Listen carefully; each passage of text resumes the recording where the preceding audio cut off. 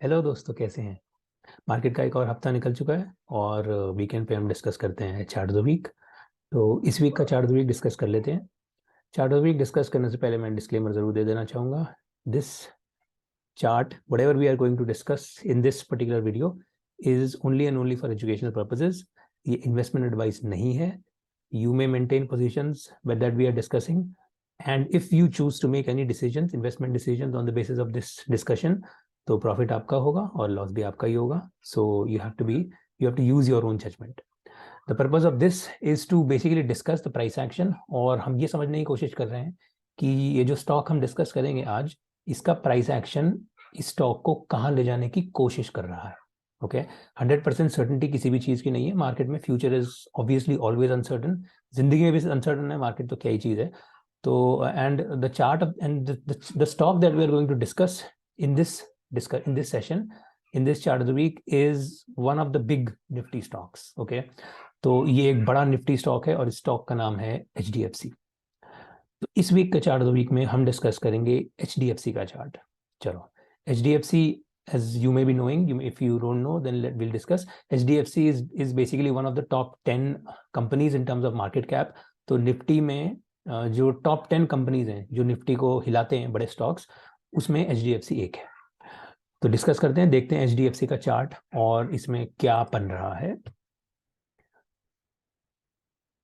Okay, so what you see in front of you is HDFC 1 week. ये HDFC 1 week का weekly chart है। अब HDFC का weekly chart हमें क्या दिखाना चाहता है, देखो। सबसे पहले तो थोड़ा सा जूम आउट करके प्राइस एक्शन का एक थोड़ा सा लॉन्ग टर्म व्यू ले लेते हैं। That will give us some idea as to where the prices are in context. तो बहुत पीछे जाएं, 2013 से ये एक ट्रेंड लाइन जैसी बन रही थी। ओके, इसको हम एक बार के लिए इग्नोर भी कर दें, ज़्यादा मैटर नहीं करता हमारे लिए। बट ये अगर नीचे आप देखेंगे जनवरी 2018, तो जनवरी 2018 के बाद ये 1 2 3 4, ठीक है, ये इस जगह पे जब भी प्राइस गया है ये नीचे उतरा है। दिस वाज द लास्ट नवंबर 2021, पूरा ऊपर तक नहीं गया, उसके पहले ही पलट गया। चलो कोई बात नहीं, नो प्रॉब्लम। फिर नीचे नीचे अगर हम देखें तो दिस वाज मार्च 2020, ये मार्च 2020 का फॉल था। उसके बाद एक और बाउंस स्टॉक ने लिया था, फिर एक थर्ड बाउंस, और फिर लास्ट में घूम फिर के दिस वाज जून 2022, अभी 6 महीना पहले। तो मार्च 2020 से जून 2022 तक लगभग 3 बार तो ऑब्वियसली इस लाइन पे प्राइस टच कर ही चुका है। Okay, so this is the broad context in which the price is basically in between this channel. ये एक ऊपर वाला चैनल है और ये एक नीचे का, इस चैनल के बीच में है। और यहाँ पे जब प्राइस टच किया इस जगह पे, तो इस जगह से एक बाउंस लेके प्राइस जो है ऊपर की डायरेक्शन में चल पड़ा। ओके, तो अब सब कुछ हटा दें। So this was the last June 2022 वाला जो लास्ट लो था, जून का लो। यहाँ के बाद price went up, bounced a little bit, ये एक रिट्रेसमेंट आई और फिर उसके बाद नेक्स्ट लेग। ओके, अब चलते हैं फिलहाल करंट सिनारियो पे। करंट सिनारियो में क्या हो रहा है, सबसे पहले तो सब कुछ हटा देते हैं। Let's remove everything, let's only look at the price. Okay, price में अगर हम देखें, so this is the weekly chart. So every candle that we see represents 1 week, एक हफ्ते का प्राइस एक्शन एक कैंडल में। ओके, ठीक है, ये था लास्ट पुश जो स्टॉक का आया था 7 नवंबर 2022 वाला जो वीक था उसमें। दिस पुश वाज रफली 200 पॉइंट का करीब एक पुश था, ठीक है, विच वाज रियली गुड। मतलब 2500 रुपए के स्टॉक में 200 पॉइंट, तो ऑलमोस्ट 10% हो गया। तो एक हफ्ते में 10% की मूव स्टॉक ने यहाँ पर दे दी, ठीक है।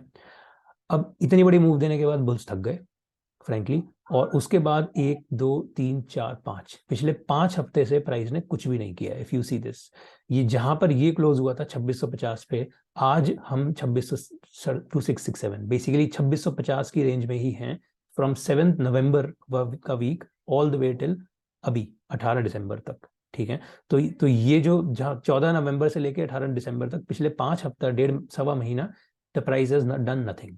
Okay, so this is one. Second, अब इस टाइप का प्राइस एक्शन जब होता है तब क्या होता है, ये जो बुल्स, अब ये देखो, this was a bullish move. Okay, bullish move में इस जोन में पिछले 5 हफ्ते में ऑब्वियसली और लोग खरीद रहे हैं, ऑब्वियसली खरीद रहे हैं। तभी देखो ये जो बाइंग है, अब इसको थोड़ा सा और जूम इन करते हैं। ये जो बाइंग है, ये इस जोन में बाइंग होती है, सेलिंग होती है, प्राइस बराबर। प्राइस नीचे जाता है, बाइंग होती है, प्राइस लगभग बराबर। फिर प्राइस ऊपर जाता है, सेलिंग होती है, बराबर। प्राइस नीचे जाता है ऊपर जाता है बराबर, प्राइस ऊपर जाता है नीचे जाता है बराबर। तो अगर आप देखोगे तो बेयर्स प्राइस को कंटिन्यूअसली पिछले 5 हफ्ते से नीचे धकेलने की कोशिश कर रहे हैं, बुल्स प्राइस को पिछले 5 हफ्ते से ऊपर ले जाने की कोशिश कर रहे हैं।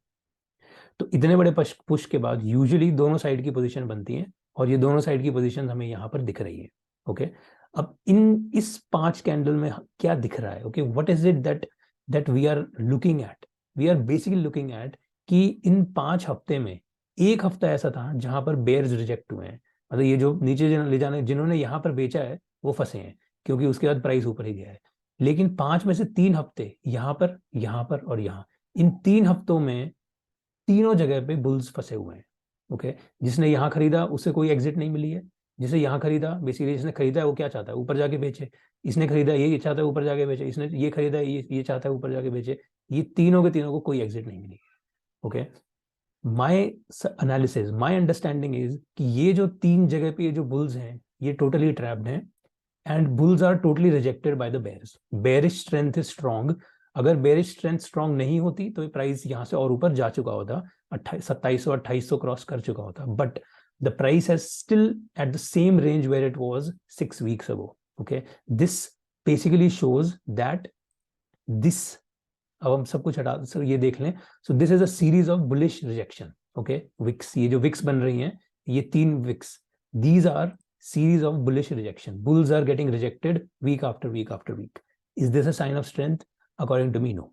Okay, मेरे हिसाब से my understanding is कि this particular price action is not bullish, and the price bears are strong. Bears want to take this price नीचे, उनको बस मौका नहीं मिल रहा है, उनको एक मौका चाहिए। एक मौका बेयर्स को अगर मिल गया तो इस प्राइस को नीचे धकेलने के पूरा क्षमता रखते हैं, and it will not be surprising if we see this price all the way back to this, ये जो हाई है ये वाला 2507। ओके, ये यहां से 150 पॉइंट नीचे गिर गया तो कोई भी सरप्राइज नहीं होगा। So this is the price action. अगर हम सिर्फ प्राइस एक्शन को स्टडी करें तो this is what we see in the last 1 2 3 4 5 weeks. Okay, अब थोड़ा सा पैटर्न्स भी देख लेते हैं। पैटर्न में देखो ये ही, अब वापस से थोड़ा जूम आउट करेंगे। सो वापस अगर हम इस एरिया में जूम आउट करें तो ये ऊपर का चैनल है, ये नीचे का चैनल है।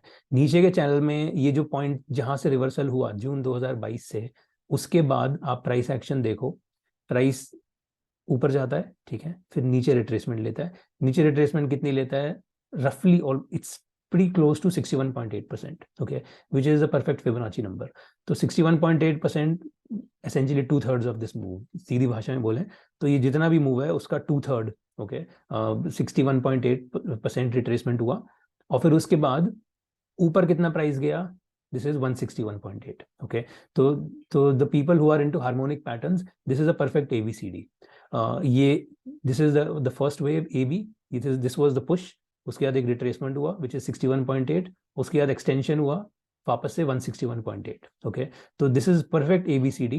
एंड डी पॉइंट पे हार्मोनिक पैटर्न की जो थ्योरी है, इसको थोड़ा सा अगर मैं डार्क कर दूं तो ये जो एबीसीडी बना है इसके डी पॉइंट के बाद एक प्रेशर आता है ऊपर की साइड से। Okay, so this ABCD is a bearish ABCD, and this point after reaching point D, price usually either keeps going sideways और makes a correction. Okay, so this ABCD is also suggesting that price usually D point पे 2 ही चीजें करता है, या तो sideways चलता रहेगा बहुत देर तक which is what is happening, या फिर eventually we see some kind of correction. Okay, तो ये जो एबीसीडी है, इस डी पे पहुंचने के बाद थियोरेटिकली हम इस डी पे यहां पर पहुंच चुके थे, इस डी पे पहुंचने के बाद price has been correcting sideways a lot, alright, and again इस जगह पे जो रेजिस्टेंस है वो प्राइस को नीचे ले जाए तो कोई बड़ी बात नहीं होगी।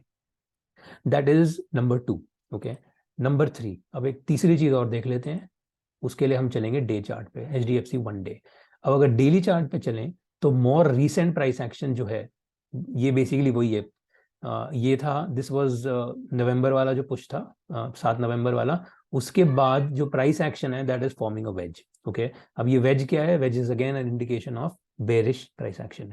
बेसिकली वेज यूजुअली सेज कि जो बुल्स हैं वो स्ट्रांग नहीं है और बेयर्स जो हैं वो प्राइस को नीचे धकेलना चाहते हैं बार बार। तो जो सप्लाई है, ऊपर जो सप्लाई है that is very strong, and therefore price usually goes in the downward direction. So essentially जो प्राइस एक्शन है HDFC का, to summarise the whole thing, there are three technical theories, concepts that are converging at this particular point.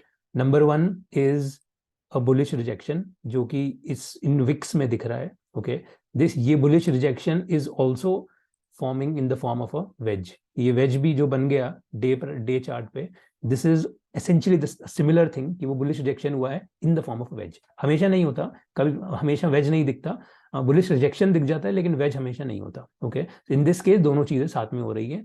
और तीसरा चीज, एक ये ABCD, perfect ABCD भी complete हो चुका है. So which means that it will not at all be surprising if the price goes back to B, which is 2507, 2500 पे आके एक बाइंग आ जाए तो अच्छी बात है. Okay, but here if this, looking at this price action, this looks like the path of least resistance, let's just say.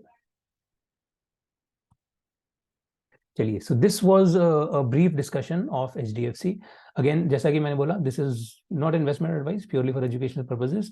And आशा करता हूँ आपको इस ये प्राइस एक्शन देख के, ये चार्ट देख के कुछ सीखने को मिला. अगर मिला तो लाइक कर दो और मिलते हैं अगले हफ्ते. Thank you, have fun, bye bye.